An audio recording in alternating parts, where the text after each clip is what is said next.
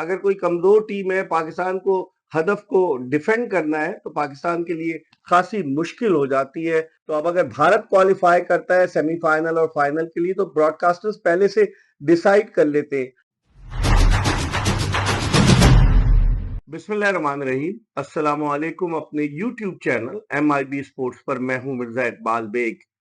Pakistani cricket team पर यह कहावत सही साबित होती है कि कभी तो वो बासानी टीमों के खिलाफ कामयाबी हासिल कर लेती है और कभी कमजोर टीमों के खिलाफ सनसनीखेज मुकाबले के बाद मैच हार जाती है। दूसरे T20 में जिम्बाब्वे को 57 रन पर ढेर करके 10 विकेटों से फतह हासिल करने के बाद इस बात की तवक्को की जा रही थी कि पाकिस्तान व्हाइट वॉश करेगा इस T20 सीरीज में। लेकिन आज जिम्बाब्वे ने इंतहाई शानदार कारकर्दगी पेश की इस लो स्कोरिंग मैच में, जहां पाकिस्तान ने पहले बैटिंग करते हुए 132 रन बनाए थे 7 विकेटों के नुकसान पर, और जिम्बाब्वे ने ये हदफ आखिरी ओवर की 5वीं गेंद पर पूरा कर लिया। एम्पूसा, जो कि जिम्बाब्वे की जानिब से अपना डेब्यू कर रहे थे, आज उन्होंने आखिर में एक छक्का और एक चौका लगाया। जहांदाद खान आखिरी ओवर कर रहे थे और इस तरह जिम्बाब्वे ने 2 विकेटों से कामयाबी हासिल की। और वनडे सीरीज में जिस पिच पर मैच हुआ था, जहां पाकिस्तान 60 रन पर पाकिस्तान की 6 विकेटें गिर गई थी, फिर बारिश आ गई और डकवर्थ लुइस फॉर्मूले पर जिम्बाब्वे कामयाब हुआ, उसी पिच पर आज ये तीसरा और आखिरी T20 क्वींस स्पोर्ट्स पार्क बोलावायो की पिच पर खेला गया। और इसी पिच पर आज 132 रन बनाए पाकिस्तान ने और बैट्समैन जिद्दोजहद में मसरूफ नजर आए, जिसका अंदाजा इस बात से लगा सकते हैं लो स्कोरिंग मैच था। हालांकि पाकिस्तान ने आज अपनी टीम में 4 तब्दीलियां की थी और पाकिस्तान ने यंगस्टर्स को अपनी टीम में शामिल किया था, लेकिन इसके बावजूद आज पाकिस्तान की जानिब से जिस तरह उस्मान खान से कीपिंग करा रहे, वो आज जल्दी आउट हो गए। सलमान अली आगा ने आज 32 रन स्कोर किया। हालांकि इससे कबल 5 T20 इंटरनेशनल मैचेस में सलमान अली आगा ने सिर्फ 18 रन बनाए थे। लेकिन अब आप देखें ना कि जो साउथ अफ्रीका के खिलाफ T20 सीरीज 10 दिसंबर से शुरू हो रही है, उस सीरीज में सलमान अली आगा को नायब कप्तान नहीं रखा गया। लोग कह रहे हैं कि वो टेस्ट मैच का मटेरियल है और वो T20 में इतने इफेक्टिव साबित नहीं हुए।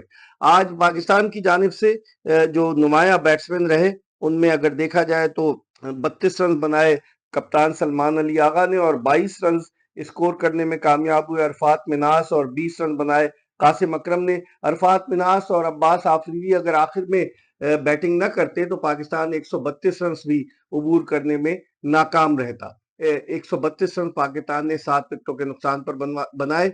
और फिर मोजा रबानी, जो जिम्बाब्वे के फास्ट बॉलर हैं, जो दुनिया में बेशतर लीग्स में हिस्सा लेते हैं, ब्लेसिंग मोजा रबानी, उन्होंने बड़ी अच्छी बॉलिंग की। 4 ओवर में 25 रन देकर 2 खिलाड़ियों को आउट किया। और फिर उसके बाद जब जिम्बाब्वे ने बैटिंग शुरू की तो ऐसा लग रहा था, जिस अंदाज से बेनेट और मारूमानी खेल रहे थे, उससे ऐसा लग रहा था कि जिम्बाब्वे जल्दी ये हदफ अबूर कर लेगा, क्योंकि इन दोनों ने पहली विकेट की शराकत में 3 ओवर और 2 गेंदों पर, सिर्फ 3 ओवर और 2 गेंदों पर, यानी 18 और 2 20 गेंदों पर 40 रन बनाए थे और 133 रन का हदफ था उनके सामने। लेकिन फिर क्या हुआ कि वही पुरानी कहानी के जिम्बाब्वे की विकेटें धड़ाधड़ गिरती रही। पाकिस्तान की जानिब से अब्बास आफरीदी, जो फास्ट बॉलर है, जिन्होंने अपनी जगह बनाई है, उन्होंने बड़ी अच्छी बॉलिंग का मुजाहरा किया। 24 रन देकर 3 विकेटें हासिल की और सुफियान मुकीम ने भी अपनी उम्दा कारकर्दगी के सिलसिले को बरकरार रखा। आज 4 ओवर में उन्होंने 19 रन देकर एक खिलाड़ी को आउट किया। तो इस तरह 9 विकेटें सुफियान मुकीम ने इस सीरीज में हासिल की और वो मैन ऑफ द सीरीज करार पाए। जबकि पाकिस्तान की जानिब से जिस तरीके से आखिरी ओवर जहांदाद ने खान ने किया और आखिरी ओवर में एम्पूसा ने एक छक्का एक चौका लगाया और जिम्बाब्वे की टीम को फतह दिलवाई, तो इससे ये जाहिर होता है कि अगर कोई कमजोर टीम है, पाकिस्तान को हदफ को डिफेंड करना है तो पाकिस्तान के लिए खासी मुश्किल हो जाती है। और यही हुआ आज। जिस अंदाज से पाकिस्तान ने, अगरचे फील्डिंग अच्छी हुई पाकिस्तान की, लेकिन बैटिंग इतनी अच्छी नहीं हुई। और फिर बॉलिंग के शोबे में भी जिम्बाब्वे के ना तजुर्बाकार बैट्समैन पाकिस्तान पर हावी नजर आए एक मरहले पर। फिर उसके बाद अप्स एंड डाउन आए इस मैच में और जिम्बाब्वे ने फिर 2 विकेटों से आखिरी ओवर में कामयाबी हासिल की। दूसरी जानिब आईसीसी का जो अहम इजलास आज होना था, आज जय शाह, जो आईसीसी के नए चेयरमैन है, उन्होंने बोर्ड मेंबर्स को दोपहर के खाने पर बुलाया था। पाकिस्तान क्रिकेट बोर्ड के चेयरमैन मोहसिन नकवी साहब भी वहां मौजूद थे, लेकिन ग्रुप फोटो में वो नजर नहीं आए। उन्होंने लंच में शिरकत की और तकरीबन 11-12 डायरेक्टर्स मौजूद थे, लेकिन ऑफ द रिकॉर्ड बातें हुई, कोई ऑफिशियल बात नहीं हुई। और जो जराए बता रहे हैं वो ये कि पाकिस्तान क्रिकेट बोर्ड को आईसीसी ने कहा है 2 दिन का वक्त दिया है, यानी परसों तक का, कि वो 7 दिसंबर को आईसीसी की बोर्ड मीटिंग होगी और उसमें हतमी फैसला किया जाएगा चैंपियंस ट्रॉफी के हवाले से। भारत ने पाकिस्तान की तमाम तजावीज को रद्द कर दिया है। भारत कहता है कि हम पाकिस्तान के साथ जब कोई सीरीज होगी या कोई टूर्नामेंट होगा आईसीसी का, तो उस वक्त हम हाइब्रिड मॉडल के बारे में सोचेंगे, लेकिन उन्होंने कहा हम हाइब्रिड मॉडल पर नहीं जाएंगे। और इसी तरीके से भारत इस बात पर भी बजिद है कि वो पाकिस्तान नहीं आएगा और वो हाइब्रिड मॉडल पर खेलेगा। पाकिस्तान ने कुछ तजावीज पेश की थी कि उनका थोड़ा रेवेन्यू बढ़ाया जाए, फिर उनको जो गेट मनी, अगर मुत्तहिदा अरब अमारात की रियासत दुबई में मैचेस होते हैं भारत के, जिनमें के 15 मैचेस टोटल होने, जिनमें से 5 मैचेस अगर वहां होते हैं मुत्तहिदा अरब अमारात में, जिसमें एक सेमीफाइनल और एक फाइनल शामिल है। तो अब अगर भारत क्वालिफाई करता है सेमीफाइनल और फाइनल के लिए, तो ब्रॉडकास्टर्स पहले से डिसाइड कर लेते हैं।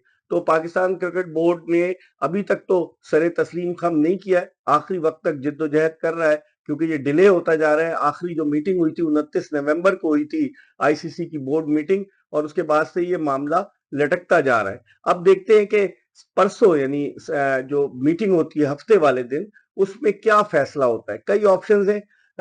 पाकिस्तान क्रिकेट बोर्ड को आईसीसी ने कहा है कि आइदर टेक इट और लीव इट, यानी कि वो आईसीसी एक तरह से पाकिस्तान क्रिकेट बोर्ड को प्रेशराइज कर रहा है कि आप या तो इस हाइब्रिड मॉडल को कबूल करें, कोई शराइत ना रखें, या फिर इस टूर्नामेंट को छोड़ दें, इस टूर्नामेंट को कहीं और कराया जाए।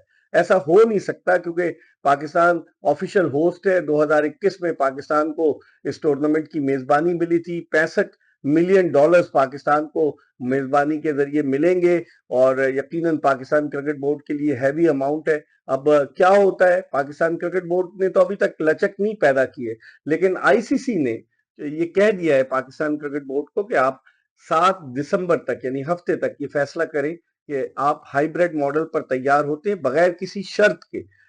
एक तजवीज ये भी आई थी कि पाकिस्तान ने, शायद ये उड़ाई थी लोगों ने, कि पाकिस्तान ने ये भी कहा है कि भारत के साथ एक ट्रायंगुलर सीरीज हो मुत्तहिदा अरब अमारात में, लेकिन इस पर अभी कोई बात नहीं हुई है। असल मसला जो है वो हाइब्रिड मॉडल का है, कि पाकिस्तान कहता है कि हम हाइब्रिड मॉडल पर, अगर भारत में आईसीसी के जो इवेंट होंगे, जैसे 2026 का टी20 वर्ल्ड कप है, उसके अलावा और जो दीगर इवेंट्स हैं, 2029 में भी भारत में वर्ल्ड कप होगा, 2027 में भी बहुत एक मेजर टूर्नामेंट है, तो पाकिस्तान ने शर्त रखी है कि अगर भारत में कोई टूर्नामेंट होगा आईसीसी का, तो पाकिस्तान वहां खेलने नहीं जाएगा, हाइब्रिड मॉडल पर हो। लेकिन भारत इसके लिए कतन तैयार नहीं है। अब देखते हैं कि ये ऊंट किस करवट बैठता है। सबकी नजरें, क्योंकि बहुत डिले हो चुका है, ब्रॉडकास्टर्स भी परेशान है, जो कमर्शियल पार्टनर्स भी परेशान है, उन्हें स्लॉट्स बेचने हैं, बहुत सारी चीजें जो है। अब तो दिन भी कम रह गए, वरना अमूमन 90 दिन पहले आईसीसी के किसी भी टूर्नामेंट का स्केड्यूल अनाउंस होता है, लेकिन यहाँ तो 10 नवंबर थी आखिरी तारीख, और 10 नवंबर के बाद से अब आज 5 दिसंबर आ गई है, यानी कि तकरीबन आप समझ लीजिए 25 दिन और कम कर दें 90 में से, तो अब 75 दिन रह गए इस टूर्नामेंट के इनेकाद में, जो 19 फरवरी से 9 मार्च तक होना है। और अब देखते हैं कि पाकिस्तान क्रिकेट बोर्ड अपनी बात पर कायम रहता है, या फिर आईसीसी पाकिस्तान क्रिकेट बोर्ड से अपनी बात मनवाता है। इसके हवाले से हम आपको अपडेट करते रहेंगे। देखते रहिए MIB स्पोर्ट्स।